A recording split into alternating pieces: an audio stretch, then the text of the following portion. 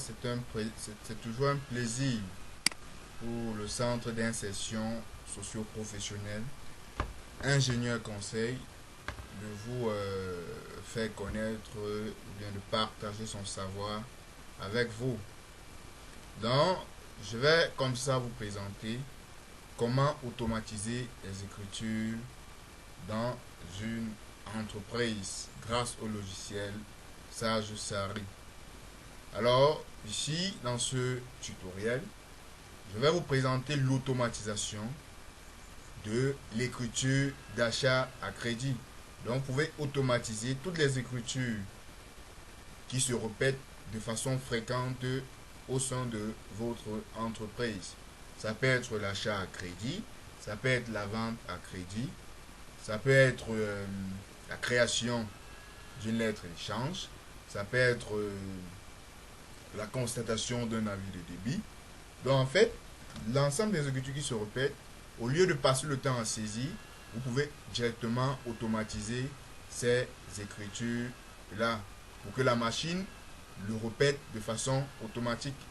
Donc pour cela, pour que nous puissions gagner en temps, j'ai dû créer déjà le modèle de saisie et je vais tout simplement vous montrer comment automatiser cela dans le logiciel Sage Sari Comptabilité 100 version i7.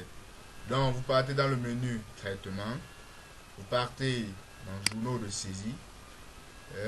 Nous sommes aujourd'hui le 3 août, vous ouvrez août 2020, double-cliquez, ok. Voici donc le journal des achats. Nous savons que achat à crédit, ça doit être enregistré dans le journal des achats. Donc, bien entendu, il faudrait déjà connaître cela au préalable. Alors, on nous demande ici, appeler un modèle. On nous dit ici modèle de saisie. Lorsqu'on déverrouille, on voit compte tiers. Modèle de saisie. On choisit modèle de saisie. On déverrouille là. Tous les modèles de saisie que vous avez créés doivent apparaître. Donc ici, j'ai créé pour vous, pour ce tutoriel, juste le modèle achat à crédit avec une TVA de 19,25 bien entendu. Donc je clique sur achat à crédit et je valide. Alors vous voyez, voilà les écritures qui s'affichent automatiquement. Je n'ai pas saisi d'écriture. Vous voyez le 601, le 445, le 401. Alors nous allons envisager que cette écriture ou bien que l'opération que nous voulons automatiser concerne l'achat des marchandises d'une valeur de 500 000 francs sans remise et avec une TVA sans remise ni escompte et avec une TVA de 19,25%. Donc ici, je vais préciser le jour. Alors, vous voyez ici, il n'y a rien parce que c'est le modèle. Lorsque vous enregistrez normalement, ça s'affiche plutôt là. Quand vous validez, ça vient entrer ici. Donc, pour repérer, ici c'est le jour, ça c'est le numéro de facture, référence. Donc c'est dans cette logique-là que vous devrez regarder. Je viens donc ici, je sélectionne le jour, nous sommes le 3, je mets 3. Et je tape sur la touche tabulation. Lorsque je tape tabulation, vous voyez, automatiquement, de la façon que j'ai programmé, ça vous copie la date du 3 sur l'ensemble des opérations. Bien entendu, évidemment, puisque les trois comptes concernent une même opération, il faudrait donc retirer ça le même jour. Alors, le numéro de la facture, j'ai choisi la fonction incrémentée. Ça veut dire que ça va venir automatiquement. Ici, incrémenter les deux ici, recopie. Alors, étant donné que l'entreprise n'avait encore lancé aucune facture, c'est pour ça que vous avez vu, ça a mis 1. Donc, si je crée plutôt, si il y avait une facture avant celle-ci, ça devait mettre ici le chiffre 2. Et ici, j'ai choisi recopie parce que le numéro de la facture concerne bien entendu tous ces trois écritures. Donc, si vous mettez par exemple, si c'est la deuxième facture, vous voyez que ça recopie 12 partout. Donc, on va remettre 1. J'ai choisi recopie pour le reste, c'est tout ça. Donc, référence. Nous allons envisager qu'il s'agit d'une facture d'achat à 0,1. Par recopier, vous voyez que ça a recopié. Nous allons mettre ici, on demande de renseigner le numéro du compte tiers. Donc le 401, vous savez que le compte 401 c'est un compte de tiers, mais en fait 401 c'est un compte aussi C'est aussi un compte collectif. Il faudra donc préciser de quel fournisseur il s'agit, puisque l'entreprise a plusieurs fournisseurs. Il faudra spécifier que cette opération concerne le fournisseur X ou le fournisseur Y.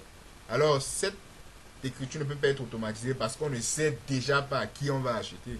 Donc c'est pourquoi dans l'automatisation, dans les paramètres de l'automatisation, j'ai choisi que l'utilisateur doit saisir cette information-là.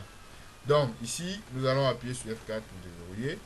Et le fournisseur A, c'est l'unique fournisseur que j'ai créé. Oui. Voilà. Appuyons la touche tabulation. Nous allons venir ici au niveau de l'échéance. Nous allons préciser l'échéance. Envisageons que nous devons régler notre fournisseur à la date du 30. Pardon. À la date du 30 août. Non, ça c'est septembre. Revenons en août. Le 30 septembre. Voilà. Et tout à l'heure, je vous ai dit que l'opération concernait la vente, l'achat des marchandises à hauteur de 500 000. Donc on va donc remplir 500 000. On tape la tabulation. Vous voyez qu'automatiquement les écritures ça calcule la TVA automatiquement. Et le montant le net à payer au fournisseur. Nous appuyons donc sur valider pour confirmer la saisie.